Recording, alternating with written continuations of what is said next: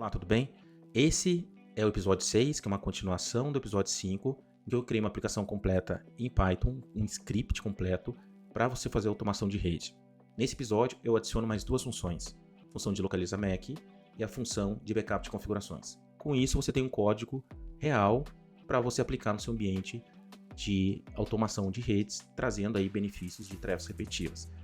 Todo esse código ele é montado em todos os episódios, do episódio 1 até o episódio 6, em que foi discutido estrutura de dados, que são listas, dicionários, strings, loops, todos aplicados nesse código. Vamos lá?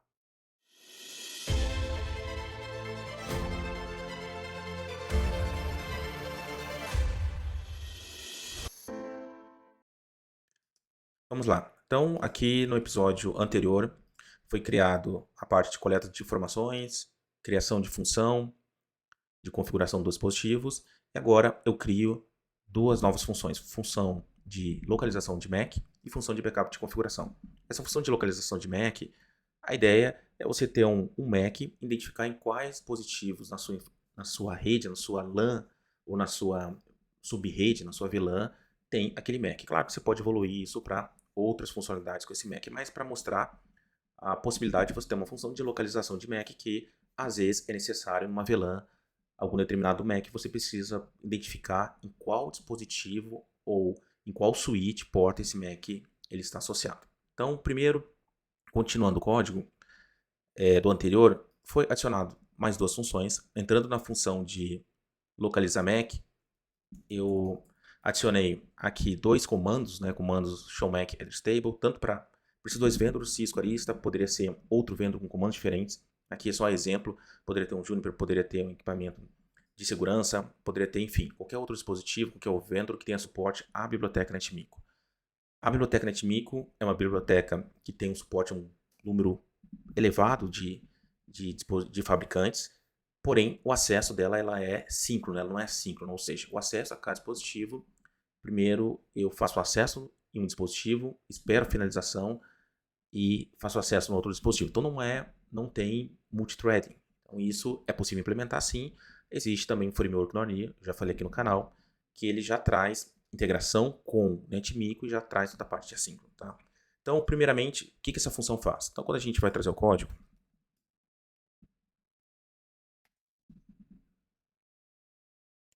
vou mostrar, eu tenho aqui um menu que foi desenvolvido aí desde o episódio 5, menu com coleta de informações, localização de Mac na rede, configuração dos dispositivos, backup de configurações e sair.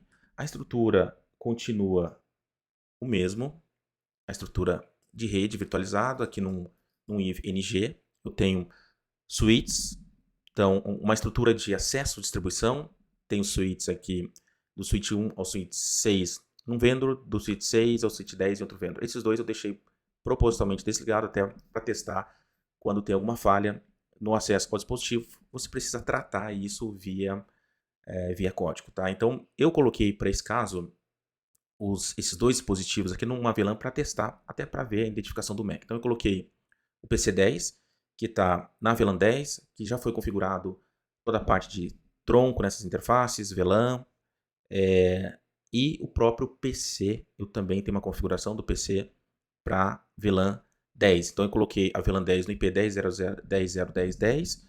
Coloquei na mesma VLAN também o PC30 que está conectado no switch 3 e também o PC aqui, o VPC70, que seria um PC70 que está conectado num outro switch na porta Ethernet 3 do switch. Então a ideia seria o PC10 fazer uma comunicação com o VPC70 que está na mesma VLAN. Então aqui o IP final 10.0.10.70 e aqui 10.0.10.10. Essa comunicação, automaticamente eu vou para o switch, o multilayer switch mesmo, tudo bem que está na mesma VLAN, mas eu vou subir aqui um L2 para o tronco, e aí eu desço novamente para esse elemento. Tá? A ideia aqui é só para mostrar, porque o Mac tem camada 2, para você identificar na sua VLAN. Tá bom? Então voltando para o código, deixa eu trazer aqui o dispositivo, estou trazendo o que tem no switch 1, tem só uma VLAN criada, VLAN 10, no switch 3 também VLAN 10.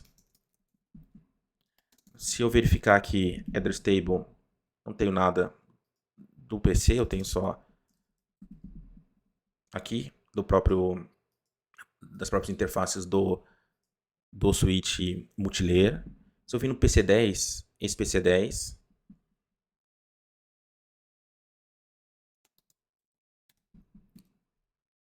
PC10 com IP 10.0.10.10, esse PC que está conectado no switch 1, PC VPC 70, que está conectado no switch Arista. Então, se eu fizer uma comunicação do PC10, um próprio CMP aqui, um ping, eles estão se comunicando. Então, eu tenho uma VLAN aqui, um tronco, tudo em L2, entro no switch de agregação.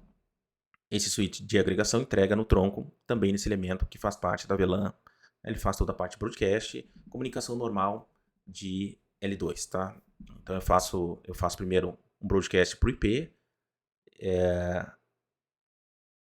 faço, né, uma busca em um ARP, né, para esse IP, e automaticamente eu tenho uma resposta qual seria o meu endereço L2, mapeamento L3 L2. A partir dali eu faço a comunicação normal. Então o que vai acontecer é que no switch 7, que é o que está conectado, eu vou buscar um MAC address para identificar o MAC address desse PC. É esse MAC aqui, porque é o único que está na porta Ethernet 3, que é a porta conectada, que é o VPC 70. Então esse é o MAC do VPC 70. Tá? Agora, quando eu vou no switch 1, eu também tenho que ver esse MAC. Veja esse MAC que é aprendido pela Ethernet 0, que seria o correto pelo switch L3, L2, L3. Então, agora, se eu vir no meu código e localizar, eu venho aqui na opção localizar MAC, entro com o MAC,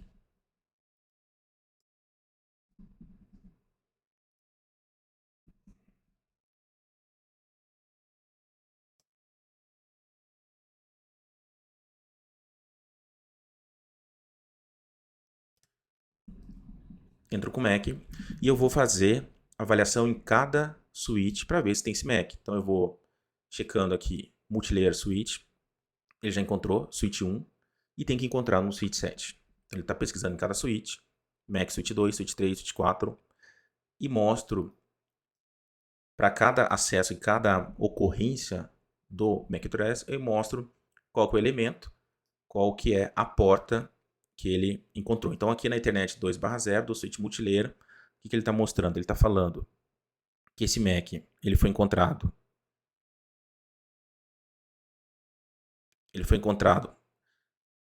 pelo switch multilayer na 2.0, pelo switch 1 na Ethernet 0/0 e pelo switch 7 na E3, Ethernet 3. Então é isso. Ele mostra, aqui não está mostrando o flow, eu poderia desenvolver um pouco mais avançado, mas eu poderia desenvolver o código para ele também buscar fazer um flow, ou seja, todo o caminho de origem e destino. Então aqui ele mostra também que no switch 9 não conseguiu conectar nem 10, conforme esperado, por conta que esses dois elementos estão desconectados. Se eu colocar um outro MAC, então deixa eu continuar aqui, dou um 0, qualquer palavra para sair, deixo novamente, e vou colocar um outro MAC, um MAC que não existe, 6844. Ele vai passar em todos os elementos e tem que aparecer uma mensagem que não foi encontrado.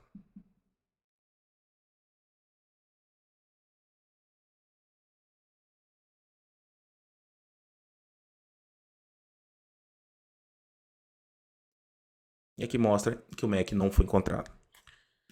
Então vamos agora para o código. Vamos olhar o código. Como que foi feita essa função? Primeiro, localizar MAC. É uma função criada dentro aqui do script, que eu crio duas variáveis de comando, show MAC address table. Os dois comandos são semelhantes porque os dois vendors utilizam o mesmo comando, poderia ser diferente para outro vendor. Chamo a função input para o usuário entrar com o MAC. Importante que também, vou rodar novamente, que eu tenho uma tratativa se o usuário entra com um MAC fora do padrão. Então, se eu vir aqui, por exemplo, escolho 2 e entro com Mac, vírgula ou um número maior. O que vai acontecer? Ele informa, já faz uma verificação que o usuário entrou com o formato incorreto, pede para continuar e chama novamente. Então, eu posso colocar aqui um número maior que 12 também, inválido. Tudo isso é uma tratativa que você pode fazer no seu código para melhorar a própria experiência do usuário. Então, vamos sair. E aqui, vamos ver linha a linha o que é feito nesse código, tá? Então, primeiro, antes disso, um outro ponto interessante que eu fiz alteração e melhoria nesse código é no inventário. O inventário antes tinha um hardcode, que nós chamamos, que é você inserir, fixar o valor de usuário e senha. Então isso não é a melhor prática para segurança e muito menos para o seu código, uma vez que esse código pode ser compartilhado numa estrutura de Git para outras pessoas terem acesso. O ideal é você trabalhar com variáveis de ambiente. Para isso você tem uma biblioteca específica para trabalhar com variáveis de ambiente. Muito mais simples, você poderia no próprio sistema operacional Linux, Windows, Mac, exportar as variáveis de ambiente. Eu poderia usar essa biblioteca que eu crio um arquivo .env. Esse arquivo .env eu faço a leitura. Então, eu criei tanto usuário e senha para 2 vendors, poderia ser um usuário e senha único, mas aqui eu já não escrevo no código usuário e senha. Eu carrego, eu primeiro importo essa biblioteca, é uma biblioteca que precisa ser instalada via pip. Não pode usar também outro instalador de pacotes do Python. Se eu vir piplist, ele está instalado. Se eu vir para instalar essa biblioteca, é muito simples. Pip install, claro, que eu já instalei. Pip install, vou colocar aqui Python. Ele já vai mostrar que eu já instalei. Já satisfaz porque eu já fiz a instalação. Então, quando eu faço a instalação, o que eu preciso é chamar essa função do módulo. E a partir daí, eu utilizo também o OS, né, a biblioteca, que é uma biblioteca que já vem built-in, que nós chamamos com o próprio Python. E no OS eu entro com getenv e trago, aqui mostra a função getenv, trago aqui uma string e ele retorna um none. Então eu trago o parâmetro exatamente criado aqui no arquivo.env. Então, username, eu faço um get dessas informações. Então, a partir daqui eu não passo mais usuário e senha. Então, isso é uma melhoria aí no 6. Voltando à parte das funções, quando o usuário, primeiro, quando a gente entra com a entrada do usuário, faz esse input, o usuário, se o usuário, eu armazeno essa informação do usuário nessa variável MacUser. A partir daí eu chamo uma outra função, normaliza Mac. Então sempre, quando possível, claro que você tem que ter avaliar o quanto de função você pode estar criando, mas o ideal, às vezes, para você não criar uma função muito grande, você cria uma função que realmente vai fazer aquela tarefa e o ideal pode ser utilizado em outros códigos. Então, essa função, eu criei uma função normaliza Mac, que eu recebo o Mac do usuário. A partir disso, eu entro com uma formatação, uma normalização desse Mac. Então, essa formatação, entro com a função, com o método aqui, replace. Por exemplo, se o usuário entrou com ponto, vírgula, se ele entrou com ponto, por exemplo, eu substituo, retiro. Então, no final da história, a minha formatação do Mac vai ser essa formatação padrão.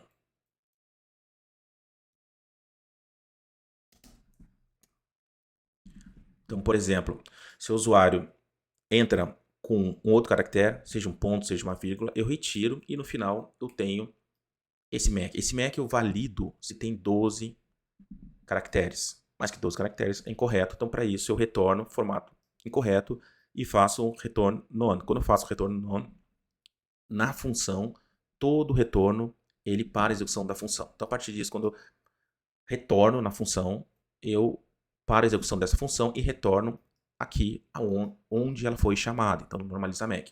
A partir daí, ele valida se um Mac normalizado é none, ou seja, é incorreto, ele também retorna. Quando retorna, ele sai da função e volta lá na minha função main, na minha função principal. Então ele volta de novo, localiza Mac, chama o menu de novo e assim por diante. Então essa é a primeira validação simples. Se o Mac está correto, o que acontece? eu atribuo esse MAC, essa string, esse texto, né, para uma variável MAC usuário. Poderia manter o mesmo nome se eu criei uma MAC user aqui, ou poderia ser MAC normalizado, tanto faz. Eu criei essa outra variável, false, para no momento que eu encontrar essas ocorrências do MAC, eu seto essa variável para true, e aí no final eu faço uma validação. Se tiver true, ok. Se não tiver true, se continuar false, quer dizer que eu passei em todos os dispositivos e não encontrei nenhuma ocorrência para esse MAC. A partir disso, é o padrão normal. A gente faz o loop. Eu entro aqui com o loop, entro nos devices que é o inventário, chamo cada inventário da minha lista de dicionários, passo dicionário por dicionário, passo cada item da lista, que é um dicionário, então cada item da lista é um dicionário, e a partir disso eu conecto o dispositivo, passo essas informações para conecta dispositivos, que é a função conecta dispositivo, que eu chamo a biblioteca NetMigo. Então eu venho aqui, conecto dispositivo, recebo as informações de cada item da lista. Então esse aqui é o primeiro item 0, no sequenciamento de lista do Python, item 1 e assim por diante. Eu passo essas informações pertinentes à biblioteca NetMigo. Por que eu não passo só device? Porque existem algumas outras chaves que não fazem parte da biblioteca que eu trouxe para controle e questões de visualização do meu código, algumas outras informações. Por exemplo, device name, multilayer, vendor, isso aqui são chaves que eu adicionei para informações do código para outras chamadas, ou isso não faz parte da biblioteca NetMigo. Se eu passar isso, eu vou ter erro que a biblioteca ela não espera receber, né? Quando eu passo o conecta dispositivo, ela não espera receber aquelas chaves, chave valor diferente do padrão que está definido na própria biblioteca. Então, nesse caso, eu tenho que passar esses argumentos, que é o device type, host, username, password. E aí, a partir disso, eu retorno esse objeto, eu retorno esse com e faço a verificação primeiro qual que eu vendo. Se é um dispositivo, se o device type é Cisco iOS, eu entendo que é um dispositivo desse fabricante. Se não, eu vou validando cada dispositivo e trago a lista de comandos. Aqui eu tenho... Eu não preciso desse disconnect, tá? Então aqui eu tenho já um campo a mais, não preciso desse disconnect. A partir dali, eu faço a coleta de informações. Na verdade, eu chamei o conecta dispositivos, retorne com, mas eu retorno não para essa função coleta, eu retorno para a função localiza MAC. Então, função localiza MAC, de novo eu faço essa verificação, existe uma repetição, eu poderia até criar uma outra função, separar todas essas funções em módulos, que seria o ideal, o mais correto, a melhor prática, o adequado. Eu criar somente um main, um app.py, e depois todos os outros módulos com cada função eu vou chamando. Então fica muito mais organizado o código e qualquer melhoria em cada módulo você vai atribuindo. Evita um monte de repetições de código. A partir disso, eu verifico se o dispositivo, qual que é o vendor, e imprimo automaticamente os comandos. Aqui nesse caso coloquei como comentário. E eu verifico o que acontece. A grande sacada nesse output, a saída do comando, é que quando eu faço a chamada do NetMigo, eu estou passando aqui um argumento true, que é use text FSM. Isso quer dizer para ele usar um parser. O que quer dizer? Deixa eu imprimir aqui. E quando eu for no localiza, ele vai trazer esses comandos. Se eu não parsear, o que é esse parser text FSM? É um parser que foi desenvolvido baseado em cada comando de diversos vendors, foi normalizado numa lista de dicionários. Ou num dicionário, enfim. Qual que é a vantagem disso é que eu consigo navegar, ou seja, eu tenho um dado estruturado diferente de um bloco de texto em que, para qualquer informação, eu preciso fazer uma varredura em todo esse bloco de texto. Aqui eu já tenho um dado estruturado que para cada chave eu tenho valor. É muito mais fácil para eu acessar exatamente aquela informação que eu preciso. Deixa eu testar aqui para mostrar que é mais fácil. Então vamos lá. Localiza. Eu vou colocar um MAC. Antes disso eu vou Deixa eu chamar o PC10.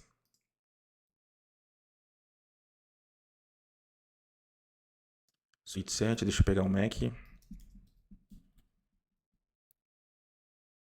Esse Mac aqui. O que acontece? Quando eu passo o argumento DEX-FSM, o que eu trago?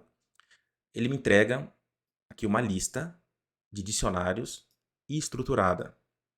Essa lista de dicionário, eu tenho chave e valor, então eu consigo acessar. Se eu quero acessar qual que é o MAC, eu simplesmente pego o valor da chave Destination Address.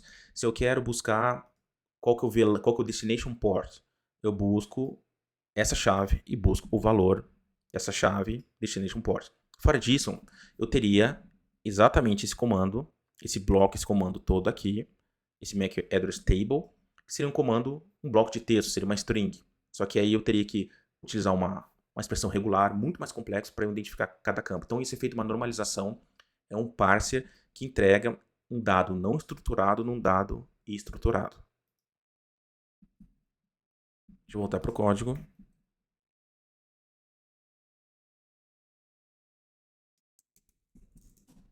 Então eu vou comentar aqui. E aí, a partir do momento que eu tenho esse dado estruturado, o que eu faço? Eu percorro nesse código, eu verifico nesse resultado, eu armazeno a saída desse comando, que é o comando MAC address table, armazeno isso nessa variável resultado CMD, e a partir disso, nessa variável, eu começo a obter as informações. Então aqui, para todos os dispositivos, eu estou fazendo o armazenamento das informações, independente se tem aquele MAC ou não. É possível você somente fazer isso quando tiver a informação, mas isso serve também para você ter alguma informação desses dispositivos para uma outra tratativa. Então aqui eu tenho um MAC para cada, eu pego o MAC, ou seja, eu passo a chave, eu quero a chave, o valor da chave Destination Address. O ponto .get é um método que evita, se eu não tiver essa chave, retornar um erro. Então isso pode gerar uma paralisação na execução do seu código. Então se não retornar, ele me retorna nulo e segue a execução. Por exemplo, aqui eu busco esse nome de chave ou esse nome. Poderia ter diversos nomes para diversos vendors. A partir disso também eu busco o VLAN ID, entro naquela outra chave. Então eu entro na chave VLAN ID, busco o valor dessa chave e o valor da porta. E aí é uma condição feita se o MAC que foi que entrou pelo usuário, né, foi digitado pelo usuário, ele é igual ao MAC encontrado, que eu obtive da saída de comando. Se sim, eu primeiro seto essa variável para true e começo a fazer a impressão dessas informações. Se na conexão eu tiver um erro, aqui eu tenho try except, se eu tiver um erro, eu saio e mostro falha. Se não, eu desconecto. A melhor maneira de desconectar, uso try except finally, que é o bloco de tratativa de erros. Eu desconecto e caso eu passe em todos os dispositivos e não encontre nenhum, essa minha variável, ela vai ser falso.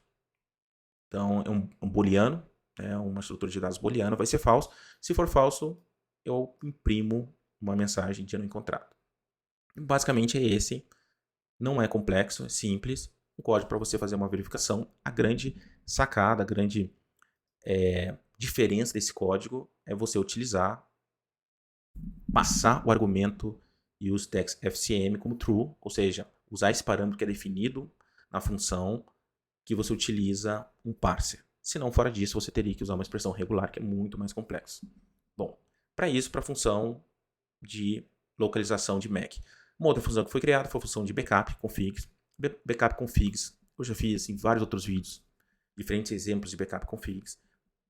Basicamente é você utilizar a biblioteca já built-in no sistema operacional, OS, que eu faço só uma limpeza de tela, OS System Clear, para Windows 11, Mac, Linux, para Windows 10 e anterior CLS, mas aí é bom testar. Crio um diretório, crio aqui uma variável que recebe esse diretório, backups, que eu vou criar um diretório e armazenar essas configurações dentro do diretório. Sucesso, falha, que são variáveis para eu entender quantos dispositivos tiveram sucesso no backup e quantos tiveram falha. A partir disso, eu verifico se eu tenho esse caminho. Se eu não tenho esse caminho, eu crio esse diretório. Então, se eu não tenho esse diretório criado, Python Backups, dentro de trilha Python, eu crio.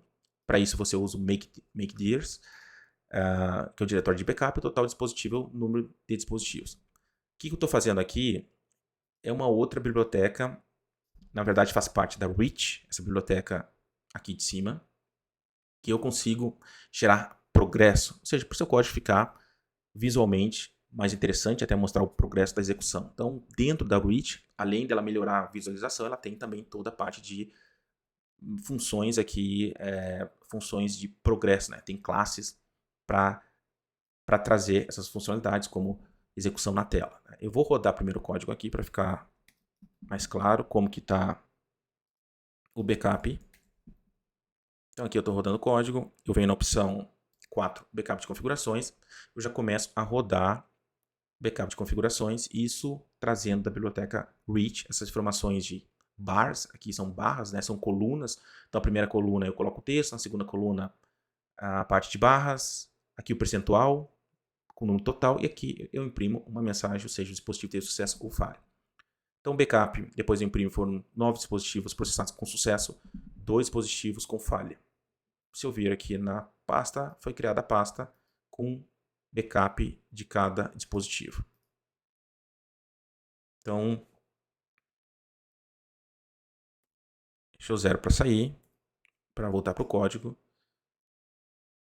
Esse é o backup feito, essa função backup, trazendo aí um adicional com a biblioteca Reach e trazendo a classe Progress. Né? Dentro da classe eu consigo ver todos os parâmetros definidos, aí, todos os atributos definidos. Tá?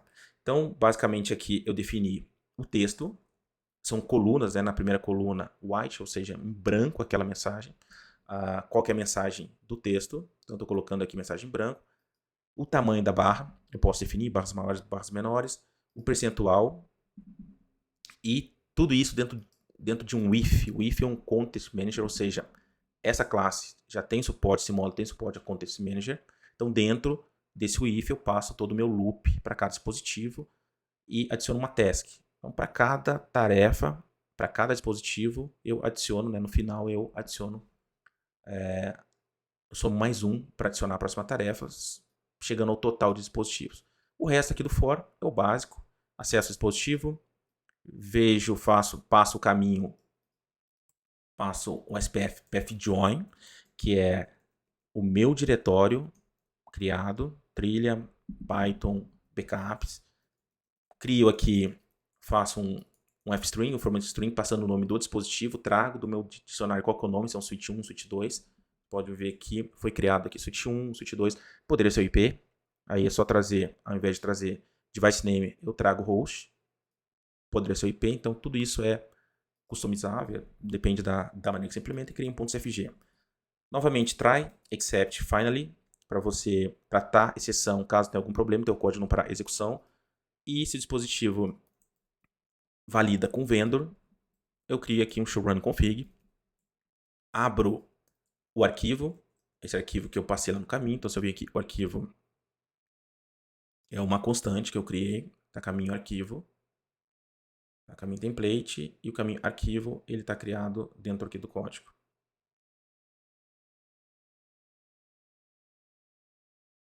Aqui, caminho backup, tá? Caminho backup é esse caminho que eu faço um join. Esse join eu crio, né? Na verdade, eu vou criar aqui no join, vai ser trilha Python, por exemplo, trilha Python. Então ele faz um join.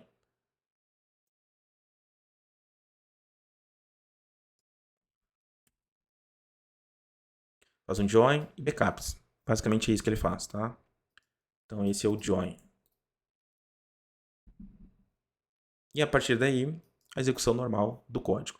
Claro que eu altero aqui no meu main, que seria o meu menu principal, eu adiciono as funções. Então, se for 2, eu adiciono a função localiza Mac. Eu criei app-info. É para facilitar, ao invés de toda hora, em cada função, eu chamar esse menu aqui. Então, para cada função, eu sempre chamo esse menu, que seria um header, um cabeçalho da aplicação. Aí isso é só visualmente. Mas o importante é, todas as funções foram definidas, é um código todo já com funções. Você pode, para melhorar esse código, claro, separar essas funções, trazer só um main com toda essa função de menu, e depois chamar cada módulo, importar esses módulos que você cria aqui, por exemplo, que nem eu importei o Device Inventor, importaria cada módulo, ficaria mais fácil e mais organizado. Também é possível. Mas aqui já é um código completo para trazer tanta parte de coleta de informações. Voltando aqui, deixa eu executar novamente o código. Então é um código completo que eu posso vir fazer coleta. Faz toda a coleta de informações dos dispositivos. Claro, de acordo com aqueles comandos que foram definidos, eu posso. Isso seriam para dispositivos legados. É possível também fazer para API. É só você fazer uma função para acesso à API, trazer essa informação para entrar com o endpoint de API para fazer acesso aos dispositivos. Aqui seriam dispositivos legados. Eu faço acesso via NetMiko com SSH no NetMiko e a partir dali executo comandos. Então, dispositivos, esses dois é o esperado. Para cada vendor eu trago aqui, no caso, nome do fabricante, qual que é o dispositivo, qual que é os comandos. Outra tecla, configuração do dispositivo seria para configuração de VLAN. Entro com IP, por exemplo, esse aqui é o switch 1, 150, nome VLAN 150, Ethernet 03 ou 05. Ele faz a renderização. Aqui ele deu um erro porque provavelmente eu não tenho essa interface, tá?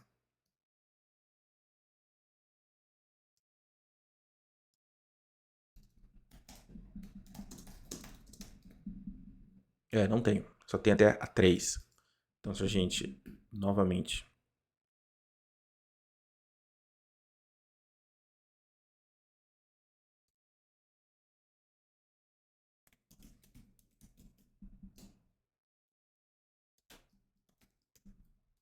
Esse erro poderia ser tratado também. Poderia colocar, se não encontrar interface. Então, tudo isso você pode estar melhorando o seu código. Ele já mostrou aqui a configuração. Acessei o dispositivo. Fiz a configuração. Posso confirmar lá no meu ambiente virtual se a VLAN foi criada. VLAN 150 associada à interface Ethernet 02. Então, é isso. Mais duas funções. De novo, a execução de todos esses episódios, desde o episódio 1 até o episódio 6, ele traz todas as informações, todos os conhecimentos necessários de estrutura de dados. Parece um pouco complexo, mas não, simplesmente é utilização de estrutura de dados de lista, dicionário e funções. A partir dali, o código ele é sendo desenvolvido muito facilmente, separando isso em funções, e é um script real que você pode executar no seu ambiente. Claro que aqui com o NetMiko ele faz uma conexão síncrona, então ele tem um tempo para finalizar, para fazer um acesso a um outro dispositivo. Quando eu coloco assíncrono, por exemplo, um framework Nornir integrado com o NetMiko, eu faço simultaneamente acesso a vários dispositivos ao mesmo tempo. É muito mais rápido essa execução. Mas aqui já mostra o poder do Python para você criar o seu script, a flexibilidade que você tem de desenvolver e também criar um script para execução de tarefas que são repetitivas, principalmente como a coleta de informações, a criação de VLAN ou até um backup de configurações. Bom, é isso por hoje. Até a próxima.